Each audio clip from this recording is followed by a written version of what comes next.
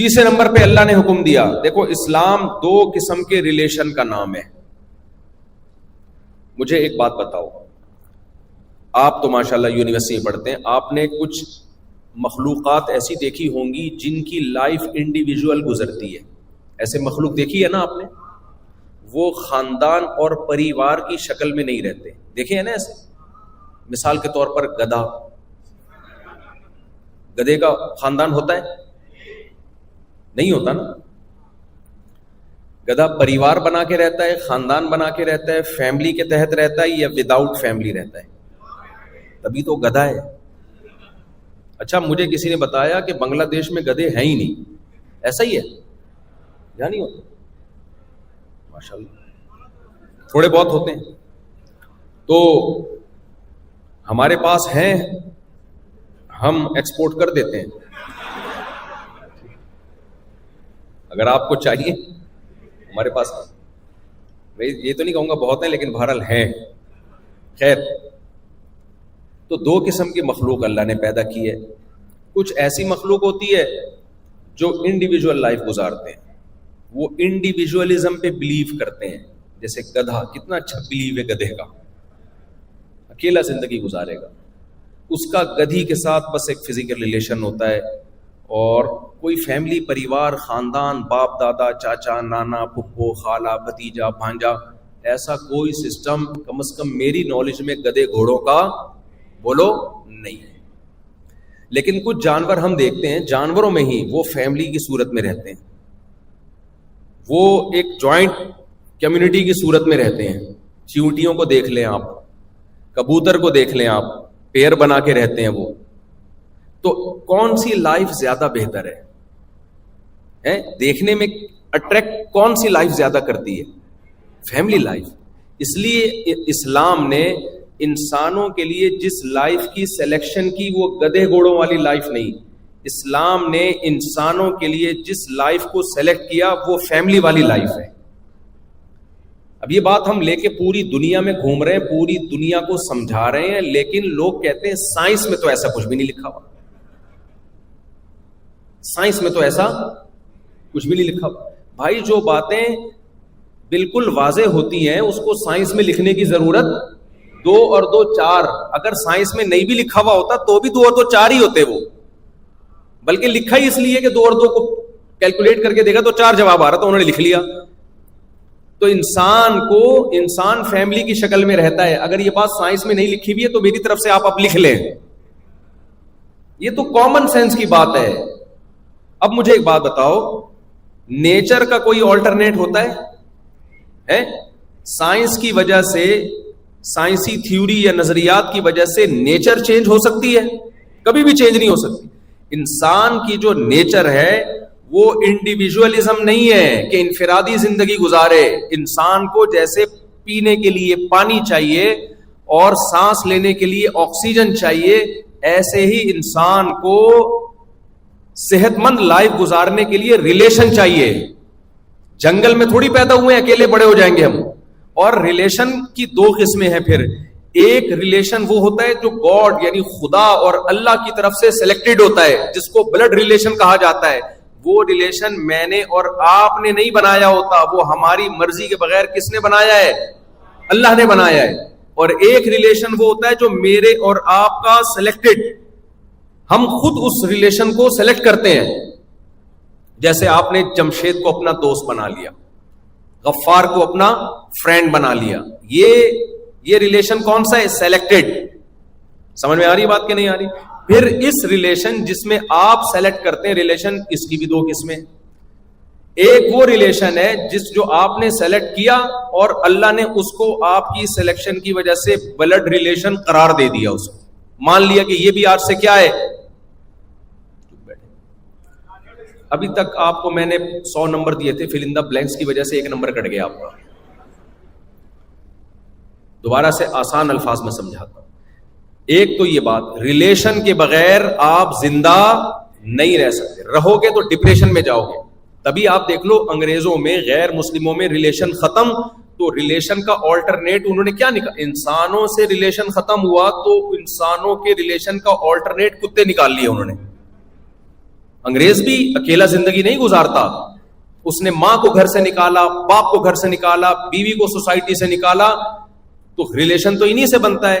جب یہ سب ریلیشن ختم ہو گئے, مادہ پرستی آئی تو فرینڈشپ بھی گئی, کیونکہ دوست بھی دوست پہ خرچ نہیں کرتا. تو نتیجہ کیا نکلا؟ کیا وداؤٹ ریلیشن زندگی گزارنا شروع کی انہوں نے؟ نہ, مجبوراً ان کو کتوں کا سہارا لینا پڑا. کاش یہ بات آپ کی سمجھ میں آ جائے. مجبوراً کس کا سہارا لینا پڑا ان کو؟ کتوں کا. کتوں سے ریلیشن ہوتا ہے. جہاز میں کتے ساتھ سفر کر رہے ہیں, اور اتنے کیوٹ کیوٹ کتے, جو کتے کو پکڑ کے کھڑا ہوتا ہے وہ کتا لگ رہا ہوتا ہے, کتا نہیں لگ رہا ہوتا. یعنی دل چاہتا ہے کہ کتے کو چاہیے انسان کو پکڑ کے کھڑا ہو, اتنے کیوٹ کتے ہوتے ہیں وہ. تو بھائی اس سے پتا چلا کہ ریلیشن تو بہرحال ہمیں بولو چاہیے. تو 3 قسم کے ریلیشن ہوتے ہیں. ایک جس میں ہمارے ارادے کا دخل نہیں ہوتا. اب اللہ نے جس کو میری ماں بنا دیا مجھ سے پوچھ کے بنایا ہے؟ جس کو میرا باپ بنا دیا مجھ سے پوچھ کے بنایا ہے؟ نہ. یہ ریلیشن کس کی طرف سے ہے؟ اللہ کہتا ہے سب سے مضبوط اور پاورفل ریلیشن یہ ہے. اس میں آپ اپنی ڈیڈی اور اپنی مما اور اپنی ممی اور اپنے پاپا جو صبح چائے میں ڈبو کے کھاتے ہیں, اب مجھے نہیں پتا یہاں اس کو کیا کہتے ہیں.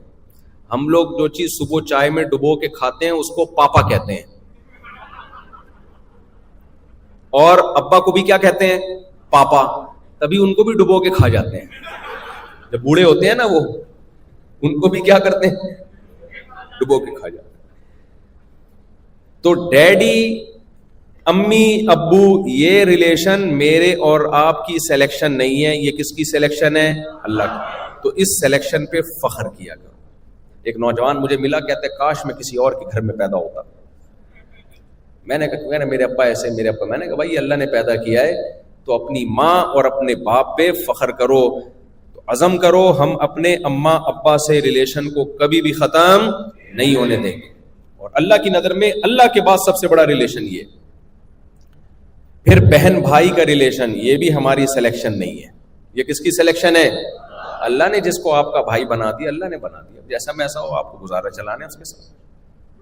آج یہ فیملی سسٹم تباہ اسی وجہ سے ہو رہا ہے. بھائی بھائی کو نہیں پوچھتا, بھائی بہن کو نہیں پوچھتا, بہن بھائی کو نہیں پوچھتی. سب اپنے اپنے موبائل لے کے اپنے اپنے کمبلوں میں گھسیں گے.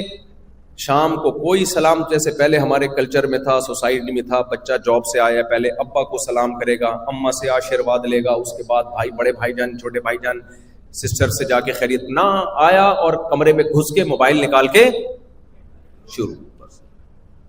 کھانے بھی چوہے کو دیکھا کیسے کھاتے ہیں کھانا, ادھر سے لے کے بھاگا اور بل میں گھسا. آج کالج سے, یونیورسٹی سے جب لڑکا گھر آتا ہے, کچن میں گیا, لے کے اپنے کمرے میں گھس کے کنڈی لگا کے بیٹھ کے کھا رہا ہے کھانا. وہی کام کر رہے ہو جو بھائی جو کون کرتا ہے؟ چوہے کرتے ہیں. تو اچھا کام تھوڑی ہے. تو ریلیشن کی تو ایسی کی تیسی ہو گئی.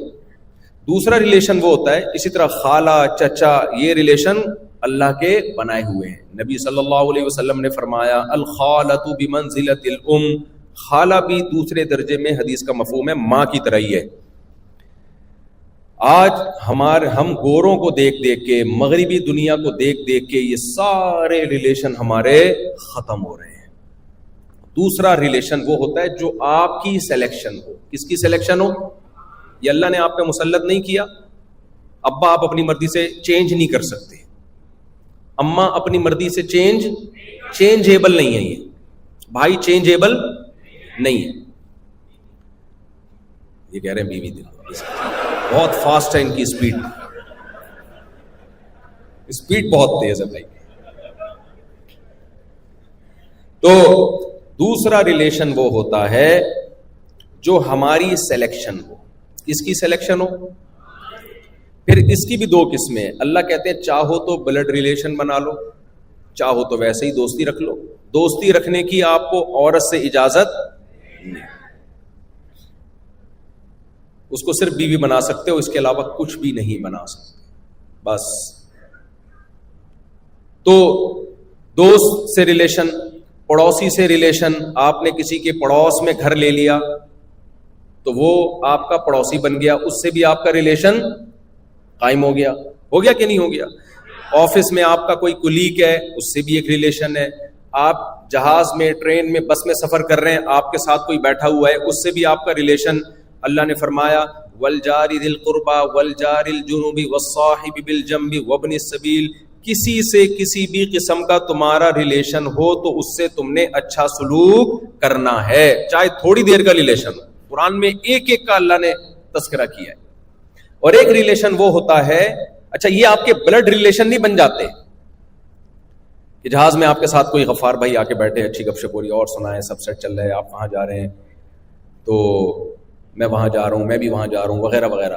یہ نہیں ہوگا کہ اب وراثت اس کو ملے گی آپ کی، کیونکہ آپ کی بہت اچھی دوستی تھی اس سے، نہ، وراثت صرف بلڈ ریلیشن میں جاتی ہے.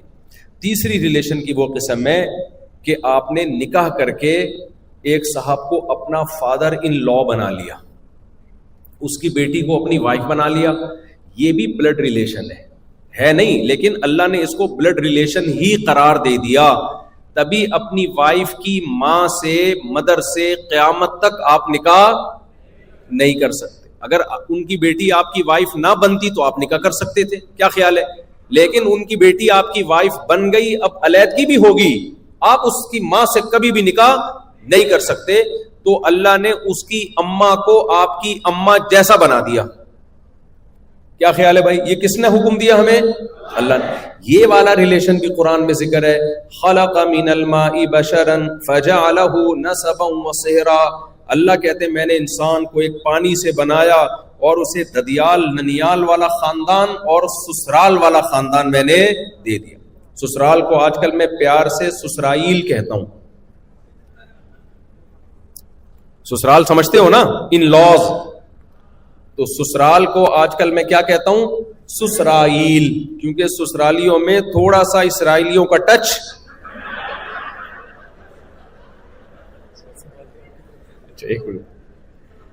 سسرالیوں میں تھوڑا سا اسرائیلیوں کا ٹچ آتا ہے، ٹینشن دینے کے لحاظ سے. تو بھائی یہ بھی ریلیشن ہے جس کو ہم نے قائم کرنا ہے. اس ریلیشن کی بھی اللہ نے ڈیٹیل بتائی کہ نان نفقہ مرد کے ذمے ہے، عورت کے ذمے ہے وہ شوہر کی اطاعت کرے، اور آپ کے ساس سسر بھی آپ کے لیے ماں باپ کی جیسے بن جاتے ہیں. ان احق الذی اکرم بہ الرجل ابنتہ او اختہ، نبی نے فرمایا جس کی بہن یا بیٹی تمہارے نکاح میں ہے وہ تمہارے لیے سب سے زیادہ قابل احترام ہے. جس کو بردر ان لا کہا جاتا ہے، آج کل ہم اس کو سالہ کہتے ہیں. سالہ نام بھی دیکھو کیسا الٹا سیدھا رکھ دیا. اس لیے میں نہیں سالہ کہتا، میں جب تک میرے سامنے نہ ہو تو سالہ کہتا ہوں، جب سامنے آئے تو بردر ان لا کہتا ہوں. سمجھ رہے؟ تو یہ وہ خیر ہے جو اسلام نے ہمیں دی ہے، یہ وہ خیر ہے جو اسلام نے ہمیں دی. آج میں